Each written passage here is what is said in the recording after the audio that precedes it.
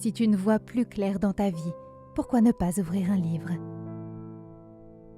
C'est en me relisant que tu découvriras le vrai sens de mes mots.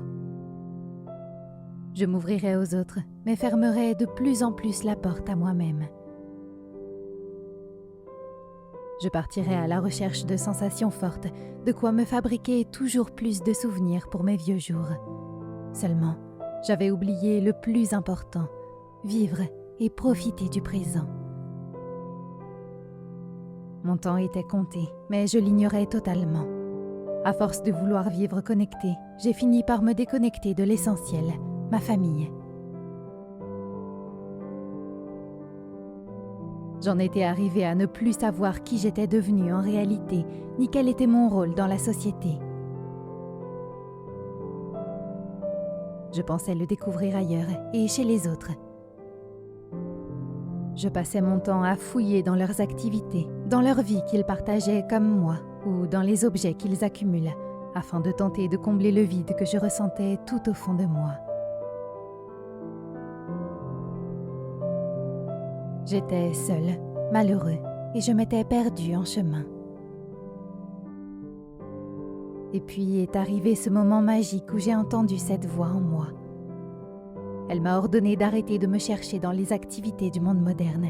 C'était, selon elle, la seule chance de me retrouver, non pas à l'extérieur de moi, mais en mon fort intérieur. Là où je n'avais plus mis les pieds depuis mon enfance. Partir à la rencontre de celui que je n'avais jamais cessé d'être, mais que j'avais totalement occulté par les artifices que m'offrait le monde moderne. Si tu es toujours là à lire mon histoire, sache qu'aujourd'hui, c'est aussi la tienne. Mon expérience pourrait peut-être t'aider à retrouver l'enfant en toi, celui qui avait oublié de semer de petits cailloux tout au long de sa route. À cet instant même, tu es peut-être complètement perdu et tu ne vois plus clair en toi. Sache que ce ne sera pas facile de trouver ton chemin intérieur sans boussole. Tu n'as plus du tout l'habitude de choisir toi-même la meilleure route à prendre. L'adulte que tu es ignore d'où il vient et encore moins où il va. Tu te sens perdu, non pas dans un désert, mais dans l'immense jungle qu'est devenue la société moderne dans laquelle tu te cherches. Tu veux obtenir des réponses, alors tu ne devrais te poser qu'une seule question. Imprime-la dans ton cœur afin que tu n'aies plus à te la rappeler. Si tu ne vois plus clair dans ta vie, pourquoi ne pas ouvrir un livre? Vous venez d'entendre un extrait du dernier roman d'Armand Hendrix, La liseuse, pile ou pâle. Un homme et une femme, cela fera toujours une histoire.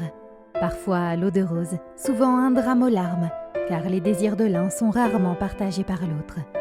Dans ce roman, nous retrouvons deux personnages avec leur passé qui vont essayer de se construire un présent. Auront-ils un avenir ensemble?